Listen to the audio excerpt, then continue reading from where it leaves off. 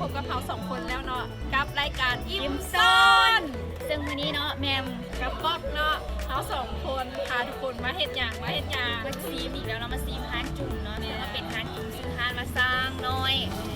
ซึ่งว่าเป็นจังไดนะสุภาพทุกคนมาซีมเนาะมันจะเป็นจังได ท่านนี่นะกับเจ้าว่าแบบแซ่บเลย จะหอมทั้งเข่ามันอยู่กลุ่มมันคับกับตลาดไฟฟ้าเนาะจะมาหมูเลยก็มาซีมแล้วเขาเจ้าบอกว่าแซ่บเลยลองมาเบิ่ง แม่ เนาะวันนี้ เรา เนาะ ก็ลองมาเบิ่งว่าเดี๋ยวพูดว่าสิแซ่บสุดคำล่ำลือบ่เดี๋ยวเราสองคนจะพาทุกคนเข้าไปกินเลยไปน้ำกันเลยเอาวันนี้เขาสองคนกันได้มาตั้งที่ร้านเป็นที่เรียบร้อยแล้วเนาะซึ่งวันนี้เขาสิพาทุกคนมาสั่งเลยเนาะ ซึ่งว่านี่นะมันนี่นะน้ำซุปนะก็จะมีหลายแบบเนาะเป็นน้ำซุปใสน้ำซุปเสฉวนน้ำซุปต้มยำน้ำซุปเกี๊ยวเนาะซึ่งว่าสามารถเลือกได้หลายแบบซึ่งว่าน้ำซุปพวกน้ำซุปเกี๊ยวน้ำซุปจีนเนี่ยต่างๆเนี่ยเป็นตัวได้เสียงเพิ่มตัวนั้นเลยสำหรับน้ำซุปใสนะเป็นฟรีวันนี้เราลองมาซีมคือมาสั่งกระเบื้องวันนี้เนาะ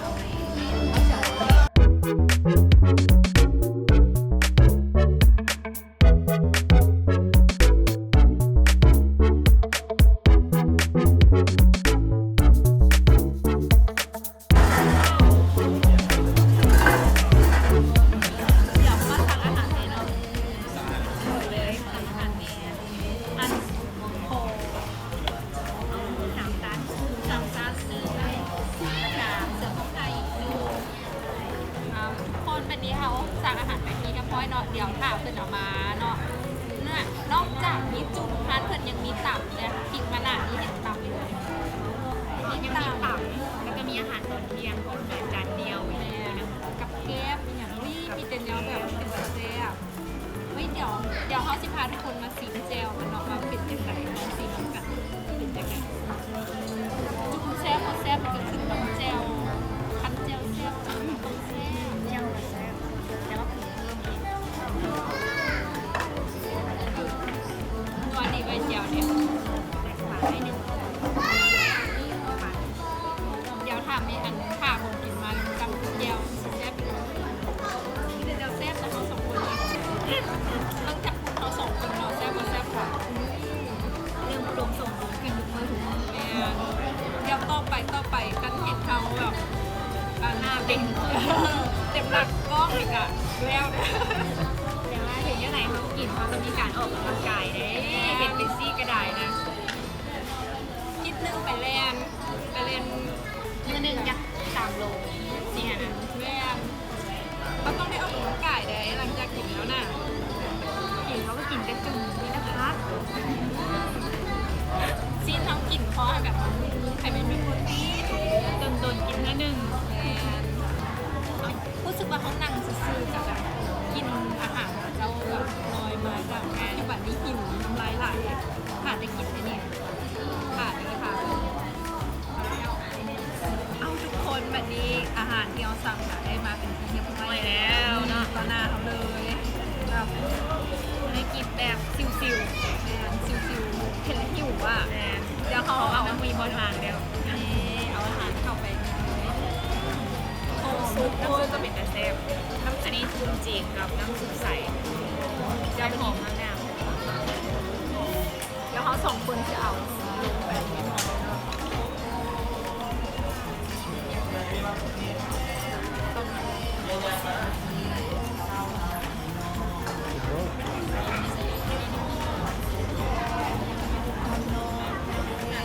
ไม่เจ็บว่ะเทียมซีนมันแบบรู้สึกว่าแบบใหม่ๆสดๆกำลังเด้งๆเลยของแท้หมดแล้ว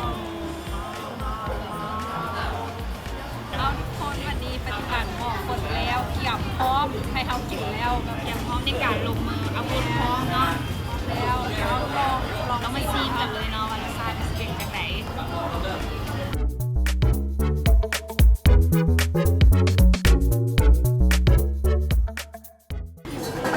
รับวันนี้เราก็สำเร็จภารกิจไปแล้วกับอาหารค่ำของพวกเขาเสิร์ฟแบบมื้อนี้แบบอีฟ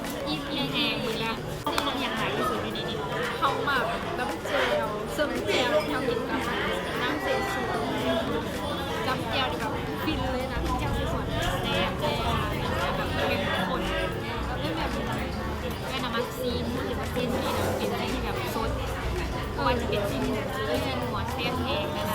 สแบบรู้สึกว่าเนื้อมันจะหวานๆแดงๆแล้วแบบสดแห้ง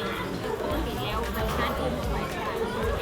ก็จะแทรกแข็งเนาะแล้ววันนี้คือแบบรู้สึกว่าซีดมันจะสดแล้ววันนี้ได้หลายแบบมาจากใหญ่มาเขากินน้อยเดียวนึงรู้สึกว่าอิ่มแพง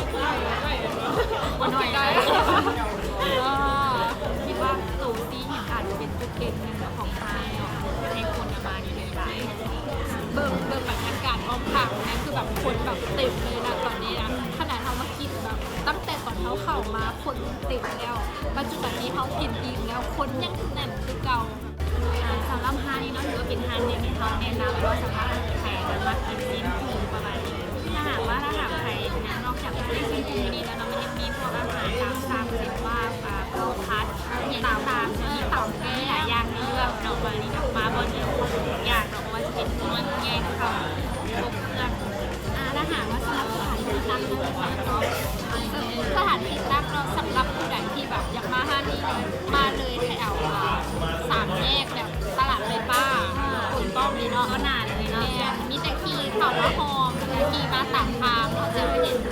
ที่ว่าโมงที่สองเนี่ยมันอยู่แถวเลยเนาะที่จำกัดที่ปักบนซ้ายเนี่ยแต่วันนี้ทางเขามาขี่มาเขาจะเห็นแบบรถจอดหลายๆว่าแบบคนเต็มคนแน่นแบบทุกเลยสำหรับมื้อนี้เนาะเราขอไปเจอคนที่ติดตามว่าเขาสองคนเนาะแต่วันนี้สำหรับคลิปหน้าเราเขาสิพาทุกคนไปเห็ดอย่างเดียวกินจุ่มเหมาะมากินอย่างอีกนะก็ต้องได้ติดตามสองคนแน่เนาะสำหรับวันนี้เราสองคนก็ต้องขอลาไปก่อนบ๊ายบาย